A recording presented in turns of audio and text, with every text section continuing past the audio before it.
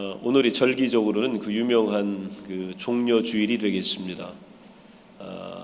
예수님께서 나귀 새끼를 타고 예루살렘으로 들어가실 때에 그 예루살렘에 또 이스라엘의 유월절을 지키려고 모였던 많은 백성들은 예수님께서 이제 이 땅의 왕이 되는 줄 알았습니다. 그래서 얼마나 환호했는지 몰라요. 얼마나 기대가 컸는지 모릅니다. 그래서 자신들의 그 귀한 겉옷을요 길가에 펴서 예수님이 타고 가는 나귀 새끼가 밟고 지나가도록 만들었고, 또 종려나무를 꺾어다가 호산나 찬송하리로다 왕으로 오시는 이여 이렇게 아주 환대하고 어마어마한 함성을 질렀던 날이 바로 오늘입니다. 내일부터 예수님은 이제 예루살렘에서 일주일의 시간을 보내시게 됩니다. 이 고난주간이라고 하는 것은 어떻게 지내는 거냐면 우리의 욕망을 은폐하고 또 억제하고 절제하는 것으로 만족하는 그런 절기가 아닙니다. 금욕적인 생활이 우리에게 행복을 가져다주는 시간들이 아닙니다. 고난받으신, 어떻게 보면 무력한 예수님 앞에서 우리의 이 숨겨졌던 이 폭로된 욕망을 십자가 앞에 내려놓고 더욱 가까이 가서 결단하는 시간이 바로 고난주간입니다. 이 십자가 주변에는요 많은 일들이 일어나게 되고 많은 사람들이 주변에서 서성거리게 되고 그들의 진짜 모습을 드러나게 됩니다. 십자가는 가짜와 진짜를 구별하는 아주 기준이 되었고 또한 척도가 되었음을 우리가 알게 됩니다. 첫 번째로 우리는 십자가 주변에서 이 조롱하는 인간들을 만나게 됩니다. 강력한 폭력적 혁명을 통한 메시아를 원했던 그들이 그 진위를 드러나게 됩니다. 그리고 나서 그것이 뜻대로 되지 않자 예수님을 자신들의 욕망대로 색칠합니다. 즉 만들고 채색하는 일들, 이것들이 바로 인간들이 예수님 앞에서 행했던 일들입니다. 이 빌라도가 백성들을 두려워하여 예수님을 채찍질하기 시작합니다. 이 군인들은요 왕권을 상징하는 가시 면류관을 예수님 머리 위에 씌웁니다. 그리고 자색 옷을 입힙니다. 유대인의 왕이요 이렇게 말하면서 진정한 경배를 드리는 것이 아니라 조롱하고 침뱉고 모욕하고 옷을 찢어서 제비 뽑아 나눠 갖는 이런 일들을 자행하기 시작합니다. 또한 그 주변을 지켰던 많은 무리들은 예수님을 십자가에 못 박아라 라고 소리를 지르게 됩니다. 자신의 욕구와 또 자신이 원했던 것이 충족되지 않을 때에 그 욕망은 어떻게 표출되냐면 분노로 표출이 됩니다. 분노는 조롱과 냉소로 변하게 됩니다. 은폐된 욕망이 현재 이 분노로 촉발되고 있고 조롱과 또 냉소로 나타나는 것을 우리가 만나게 됩니다. 예수가 아니라 살인자 바라바를 놓아주라고 요구하고 있는 것, 이거는 예수님에 대한 최대의 조롱입니다. 그리고 예수님에 대한 최고의 냉소적인 태도가 군중들 가운데에 나타나고 있습니다.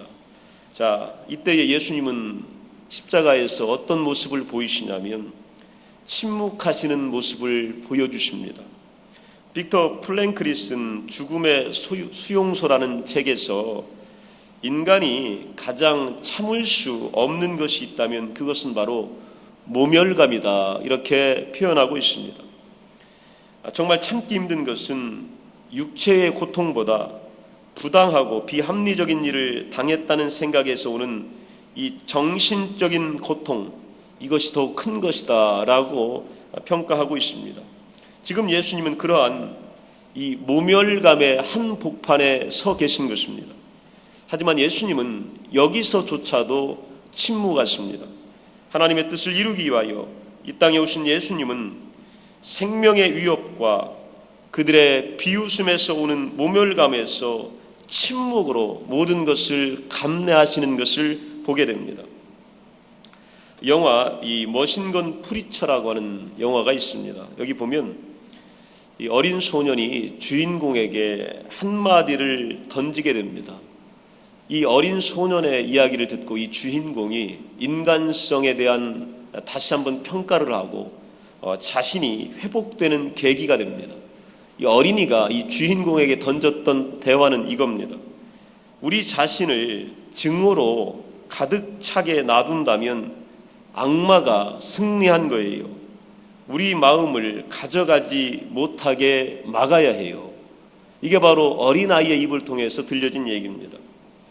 분노와 모멸감의 현장에서 마음을 빼앗기지 않고 자신을 지켜내는 최선의 방법 중 하나는 바로 침묵하는 것입니다.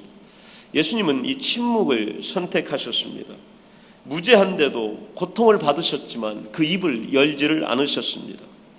유대인들은 어떤 증거도 증인도 없이 예수님을 재판에 회부하고 십자가에 못 박아 죽이려고 오늘도 애쓰고 안달하고 그런 일들을 진행시키고 있습니다.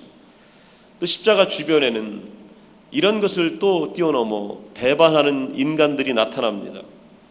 예수님 대신 살인자 바라바를 원했던 군중들은 이제는 그 욕망이나 분노가 막 갈수록 증폭되어 다음과 같이 외칩니다. 15절에 보면 가이사 외에 우리에게 왕이 없습니다. 이게 유대인들이 지금 외치는 말이에요. 로마의 황제 가이사 외에 우리에게는 어떤 왕이 있습니까? 가이사가 우리의 왕입니다 라고 이렇게 외치기 시작합니다. 이스라엘 백성들이 여러분 어떤 백성들입니까? 수도 없이 외치고 고백했습니다. 우리가 여호와만을 섬기겠다고, 그는 우리의 하나님 되신다고 그들은 절기 때마다, 모일 때마다, 제사 때마다, 그렇게 기도할 때마다 외치고 고백했던 사람들입니다. 그런데 빌라도 앞에 서 계신 연약한 예수님 앞에서 그들은 하나님이 아니라 로마 황제 가이사를 왕으로 인정하며 그에게 충성을 맹세합니다. 그런데 이것조차도 거짓말입니다. 왜냐하면 그들의 진짜 마음속에는요, 무력 혁명 봉기가 꿈틀거리고 있습니다. AD 70년에 이것이 실제화되고 로마의 칼 앞에 이스라엘이 처참하게 무너뜨려집니다. 가이사는 우리에게 왕입니다. 이것조차도요, 거짓말입니다. 이것조차도 배반의 말밖에 들리지 않습니다. 이런 것들이 바로 사람들에게서 나오는 말입니다. 모든 상황의 한가운데서 예수님은 결국 십자가에 못 박히시고 많은 사람을 위한 대속 제물이 되어 가십니다. 십자가형은 로마인들과 그를 야유하고 조롱하는 유대인들에게는 정치범의 비참한 처형이었지만 성경의 관점에서 보면, 하나님의 관점에서 보면, 오늘 하나님의 섭리의 역사의 관점에서 보면 이것은요, 죽음이 아니라 새로운 만왕의 왕이 왕으로 등극하는 위대한 현장입니다. 예수님은 십자가를 통하여 왕 되셨음을 선포하고 계십니다. 사형을 언도했던 로마의 총독 빌라도는 나사렛 예수 유대인의 왕이라는 명패를 히브리 말로, 로마 말로, 그리고 그리스 말로 기록함으로써 모든 사람들이 알아볼 수 있도록 만들었습니다. 예수 십자가는 수치가 아니라 왕의 등극식이 되었던 것입니다. 예수가 온 만방에 영적인 왕국의 왕으로 선포된 것입니다. 이 등극식은 성경의 예언을 성취하는 것입니다. 어이없이 죽음을 당한 것이 아니라 하나님께서 새로운 시대, 새로운 왕국, 새로운 공동체를 펼치시기 위한 대전환점이 되었던 사건입니다. 십자가의 사건은요, 새 시대의 출현을 알리는 위대한 시간이었음을 오늘 선포하고 있습니다. 알렌 클라이더의 그 회심의 변질이라는 책에서 참된 회심이라고 하는 것이 세 가지를 가리킨다고 이야기합니다. 세 가지 단어는 B자로 시작이 됩니다. 세 가지의 변화가 나타나야 진정한 회심이다, 이렇게 나타나는데, 첫 번째는 빌리프입니다. 신념과 믿음이 변화될 때에 이것이 진짜 회심입니다. 두 번째는 behave입니다. 행동이 변화될 때 이게 진짜 회심입니다. 세 번째는 belonging, 즉 소속이 변화돼야 이것이 회심입니다. 오늘 회심 공동체가 어떤 것인지를, 새로운 공동체가 어떤 것인지를 예수님은 우리에게 보여주고 있습니다. 십자가에서 창조하신 새로운 왕국의 대표적인 면모를 우리가 잠깐 보겠습니다. 예수님은 새로운 관계를 형성합니다. 그 가운데서도 가족 관계를 형성합니다. 십자가 위에서 19장 27절에 보면 보라 내 어머니다. 예수님은 자신의 어머니를 사랑하는 제자에게 부탁을 하십니다. 어머니에 대한 아들의 책임을 지지만 혈과 육으로 부모와 자녀가 되는 가족을 넘어섭니다.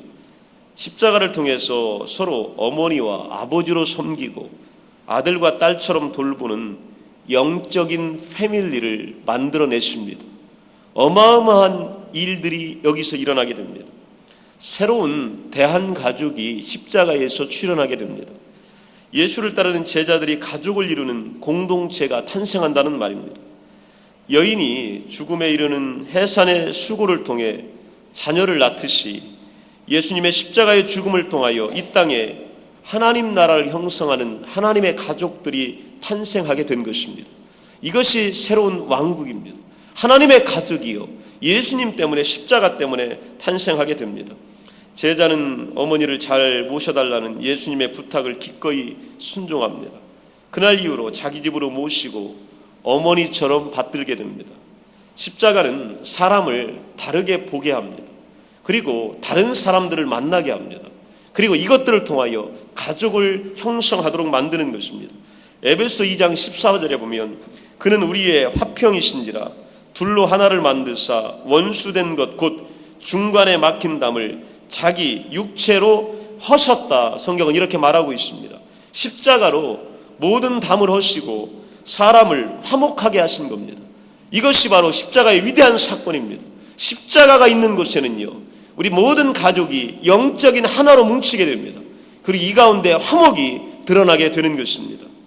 새로운 제자 공동체가 출현을 하게 됩니다. 예수님이 십자가에 달려 돌아가시면서 진짜 제자가 누구인지, 참 제자가 누구인지 구분하는 이 리트머스 용지와 같은 일이 일어나게 됩니다. 권력과 성공을 위해서 예수를 추종했던 많은 사람들, 그러다가 예수께서 체포되고 십자가를 지게 되고 무력해 보이자 대부분은 예수님을 다 떠나게 됩니다. 심지어는 베드로조차 떠나잖아요. 더 나아가서는 유다는 예수님을 팔아먹고 배신까지 하게 됩니다. 그런데 오늘 본문을 보게 되면 바로 이 순간에 정반대의 길을 가는 제자가 탄생이 됩니다. 베드로와 유다가 아닌 숨겨졌던 이름, 다른 제자가 나타나게 됩니다. 그 이름이 38절에 잘 나와 있습니다. 아리마대 사람 요셉이라고 하는 존재가 나타납니다. 자신의 평판과 명성에 손해가 될까봐 지금까지는 예수님을 따르는 제자였지만 내가 예수의 제자라고 말하지 않았던 숨겨졌던 제자입니다. 나는 지금까지 예수의 제자가 아닌 척 행동했던 진짜 제자가 나타나기 시작했습니다. 하지만 그는 예수의 십자가의 죽음 이후에 변한 것입니다. 자신의 제자임을 드러내고 앞으로 가장 위험한 순간에, 가장 험난한 순간에 그는 나타나기 시작합니다. 과감하게 예수의 시체를 자신이 가져가겠다, 처리하겠다, 장사 지내겠다, 이렇게 나선 것입니다. 여러분, 예수님의 십자가는요, 우리에게 용기 있는 자들을 드러냅니다. 숨겨졌던 진짜들을 드러냅니다. 그리고 담력을 드러냅니다. 자신을 위하여 준비했던 새 무덤, 오늘 가장 소중했던 최고의 소장품을 예수 그리스도를 위하여 드리기 위하여 나타나는 제자들이 출현하기 시작합니다. 이게 바로 새로운 공동체입니다. 십자가를 알기 전에는 알지 못했던 놀라운 사람들이 일어나기 시작하는 겁니다. 십자가 앞에서 새로운 공동체가 드러나기 시작하는 것을 우리는 보게 됩니다. 또 오늘 본문에 보면요, 새로운 제자가 하나 탄생합니다.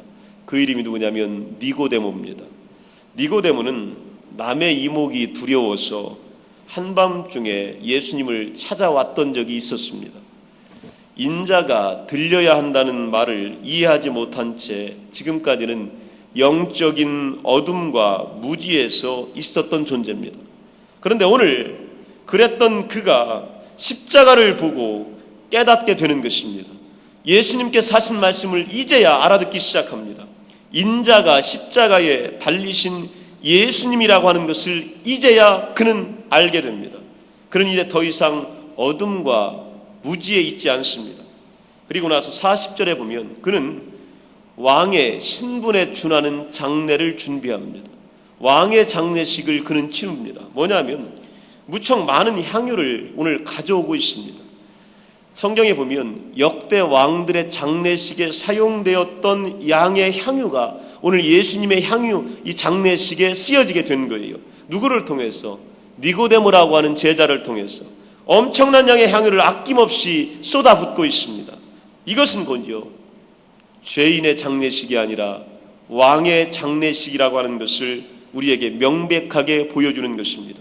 예수님은 세속적인 왕이 아니라 하나님의 진리의 왕국의 왕으로 오늘 장례가 치러지고 있는 것입니다. 왕의 모습이 오늘 십자가를 통하여 우리에게 확연히 드러나는 장면들을 우리가 보게 됩니다. 진짜 왕이 나타나신 겁니다. 이 왕을 중심으로 한 위대한 생명이 탄생하고 있는 것입니다. 고난도 수고도 해산도 두려워하지 않는 생명 공동체가 십자가에서 오늘 출현하고 있습니다. 회심 공동체가 오늘 출현하고 있는 것입니다. 새 시대가 십자가를 통해서 드러나고 있는 것입니다. 십자가 이후에 놀라운 일들이 우리에게 발생하고 있습니다. 예수님을 향한 믿음은 자신의 신념과 세상의 가치관을 버리는 것에서부터 출발합니다. 이번 십자가 앞에 우리의 신념과 우리의 가치관은 여지없이 다 못 박아야 합니다. 그리고 예수님이 보여주신 위대한 세상에 위대한 왕국의 출현에 우리가 삽입되어야 되고 우리가 들어가야 합니다. 거기에 포함되어야 합니다. 그리고 그 왕국의 시민 되었음을 우리가 믿음으로 고백해야 합니다. 그리고 새로운 시대의 새 왕국의 역사를 우리가 시작하는 것입니다. 이것이 바로 십자가가 우리에게 준 위대한 축복입니다. 여러분, 새 시대를 십자가와 함께 바라보는 축복된 시간이 되시기를 간절히 축원합니다. 기도합니다.